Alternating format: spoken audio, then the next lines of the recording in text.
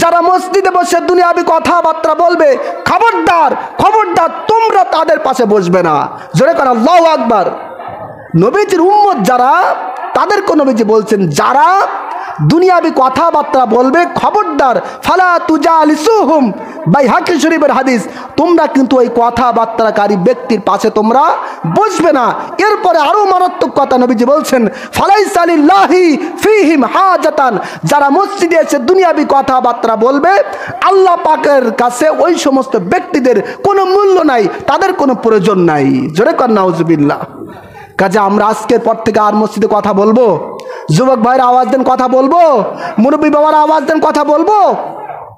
বলবো না।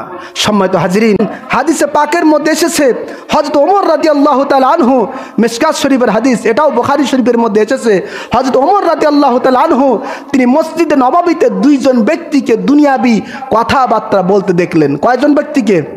উচ্চ আওয়াজ দিয়ে দুইজন ব্যক্তিকে দুনিয়াবি কথাবার্তা বলতে দেখলেন। হযরত ওমর ডাকলেন, ডেকে বললেন, এ তোমরা কোন এলাকার মানুষ, তোমরা কোন গোত্রের মানুষ, তোমরা কোথা থেকে এসেছো?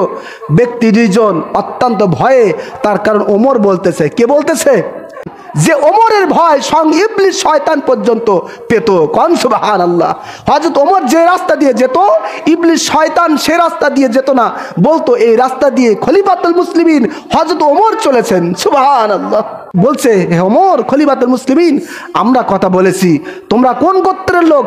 তারা বলছে আমরা তায়েফ থেকে এসেছি। হযরত ওমর ফারুক রাদিয়াল্লাহু তাআলা আনহু তিনি বলছেন, আল্লাহর কসম করে বলি তোমরা তায়েফ থেকে এসেছো, এর জন্য আমি কিছুই বললাম না।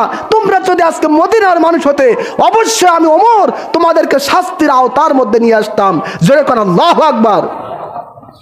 কাজে ইসলাম মসজিদের মধ্যে কথা বলাটা, দুনিয়াবি কথা বলাটা কত কঠোর খলিফাতুল মুসলিমিন হযরত ওমর তিনি দেখিয়েছেন। মুয়াত্তা ইমাম মালিকের মধ্যে হাদিস এসেছে, হযরত ওমর রাদিয়াল্লাহু তাআলা আনহু তিনি মসজিদ নববীর এক পাশে একটি জায়গায় রেখেছিলেন, যেই জায়গাটির নাম হচ্ছে বুতাইহা। কি জায়গা? জোরে বলেন। বুতাইহা। এই আলোচনা হয়তোবা আপনারা এর আগে শোনেননি, একটু শুনুন।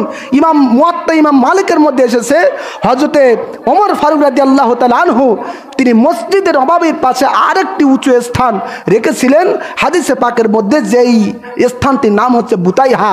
উদ্দেশ্য হলো, হযরত ওমর বলতেন যারা মসজিদে আসবে, দুনিয়াবি কথা বলতে মন চায়, দুনিয়াবি কথা তোমরা যারা বলতে চাও, তোমরা মসজিদ থেকে বাইর হয়ে বুতাইহা নামক স্থানে যে কথাবার্তা বলে আসো, তারপরে মসজিদে ঢুকবে। বলেন আল্লাহু আকবার। চিন্তা করেছেন আপনি? মসজিদ সাধারণ কোনো জায়গা নয়, সাধারণ কোনো ঘর নয়, এটা কার ঘর? জোরে বলেন। আল্লাহর ঘর। কাজেই অবশ্যই আমরা মসজিদের সম্মান, মসজিদের আদব আমরা সকলে বজায় রাখার চেষ্টা করব।